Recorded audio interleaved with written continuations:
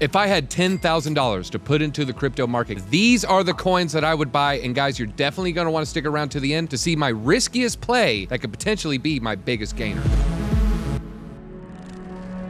All right, the first crypto and my largest allocation is gonna have to be Bitcoin, of course. Now, I know we have moved a lot just in the past 30 days. If you look at the 30-day chart here, Bitcoin is almost $10,000 more expensive than it was. On October 11th, it was 26K, and now we're right under 36K. But I would still have a 0.1 Bitcoin, which right now at today's price, about $3,500 of the $10,000 I would allocate to Bitcoin. The reason why, it is the safest asset. I think it's the best asset in the history of mankind, and that's why it's my largest portfolio. Now, I'll probably have other coins outperform Bitcoin. But if there was a black swan event, if there was a huge crash, Bitcoin would then outperform those other altcoins. So that's what I mean when I say it's the safest play. If there's a huge downturn in the market, expect Bitcoin to outperform the more risky plays in your portfolio. But then, of course, after Bitcoin, we're going to talk about ETH. I would definitely have to have at least a whole coin here. So I would have one Ether, and you can see here right now, Ethereum is running for about $1,900. So $3,500 into Bitcoin and almost $2,000 into Ethereum. So guys, we're already talking about 55% of the portfolio and just in 2 coins. I think Ethereum could potentially hit a little under $10,000 in the next bull run. So maybe a 5x is a little high, but I could definitely see a 3x or 4x happening with Bitcoin. So this $1,900 could potentially be $3,600, potentially even $5,700. Don't put math meme on me. All right, now folks, we're getting into the riskier altcoins, but the next altcoin I'm about to mention, to me, isn't risky at all, and it's Chainlink. Of course, Chainlink has had also a fantastic 30 days here. If you look just 30 days ago, you could have got Chainlink for $7, and now you see it coming in right under 15 bucks. So you've seen Chainlink about double in the past 30 days. So there might be a pullback, but I would still have a healthy portion devoted to Chainlink. I think Chainlink is going to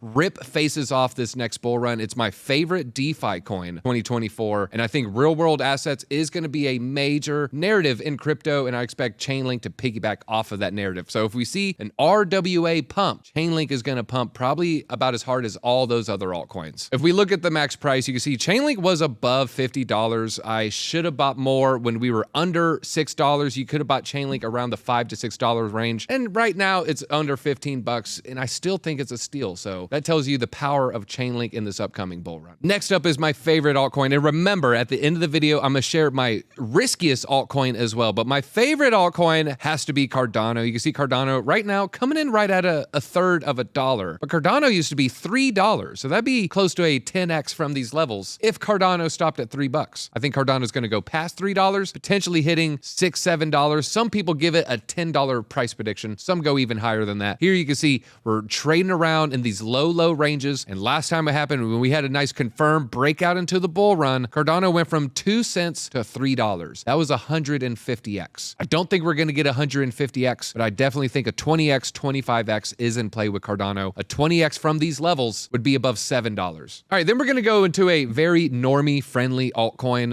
It has a great normie-friendly tagline, and I'm talking about Quant, and they call it the Internet of Blockchains. And proponents of Quant say it is going to connect finance, traditional finance, and the CBDCs of the future. So it's definitely a play for the future. Also piggybacking off the RWA, the real-world asset narrative. If we click on Quant, you can see it is also way down from its previous all-time high. Wow, look at that, right under $400, bouncing like it was just programmed to.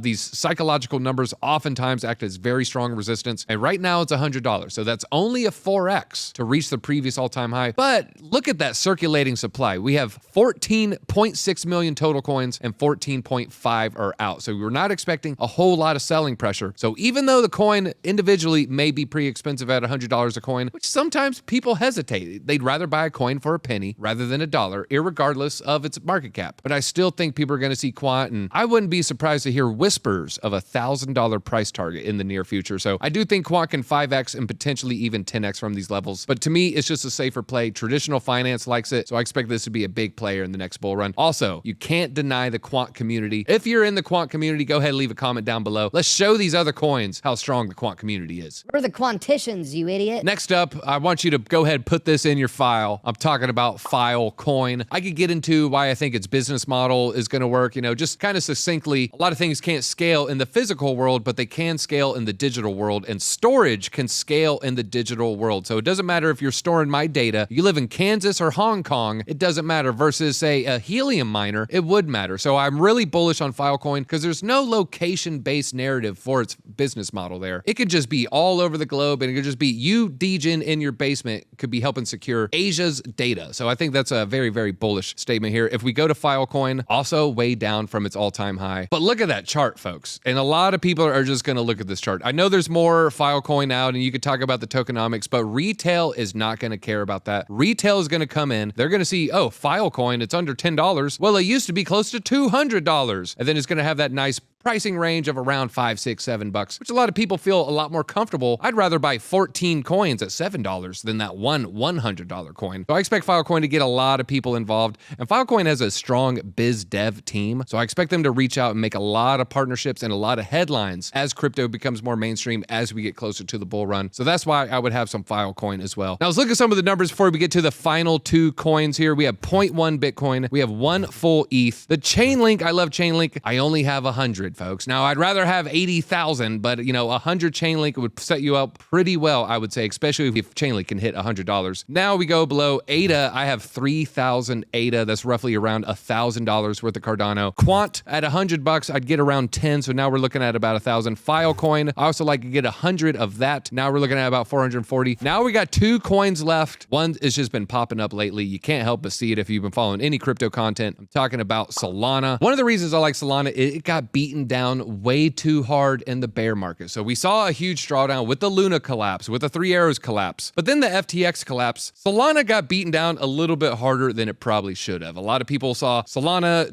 too closely tied to FTX. So when Sam Bankman-Fried was the biggest scandal in all of crypto, so was Solana. And you can see it right here, actually, right around November, right after a Google announcement, you can see just a huge drop down. And now we're kind of reclaiming some of these previous levels. Cardano was above $250. Now it's under $50. That would be a 5x to hit the previous levels. There's people saying $1,000 Solana. I wouldn't go that bullish. I would say it's probably gonna have a lot of trouble reaching and exceeding $500, but I think it can set in a new all-time high, maybe right under $300. If I had to make a bold prediction, I would say it'd probably top around $295. Go ahead and clip it. Now we're about to go into the riskiest coin in my portfolio. It's the smallest allocation, which is what I would recommend for your portfolio, depending on your risk assessment. So the riskier the coin, the smaller amount I would like. And my risky play, and I think you should have this in your portfolio too, if you want to maximize your returns for the bull run, talking about Doge, everybody. I gotta have some Doge. Now, it'd only be a small amount. We're talking about 1,500 Doge coming in at, it's only $100 worth or so. But what if Doge can hit $1? That $100 then turns into $1,500, folks. That's part of a vacation paid for. That's free lunch for many, many months, depending on how much caviar you're having. And people just love dogs. So I expect Dogecoin to maybe, get a lot of resistance around its previous all-time high, which is close to 69 cents. But I think it could potentially hit $1. And if it hits $1, I expect a lot of selling pressure around 95 cents, $1.05. But if it turns that in support, there's no telling where Doge can go. And then there's a possibility that Elon rolls it out in a major way for Twitter/X. And who knows, we go down the timeline far enough, maybe it's the currency we're using on Mars. So that's why I have a little bit of Doge. I know a lot of people are saying a meme coin does not belong in a portfolio, but sometimes meme coins can outperform the entirety of the crypto sector. So you just got to be careful fading meme coins because it could be you fading wealth. Well, I hope this helps you set up your portfolio. If I had 10K, this is how I would spend my money. In fact, I just made this an hour ago, and folks, I'm already up $100. So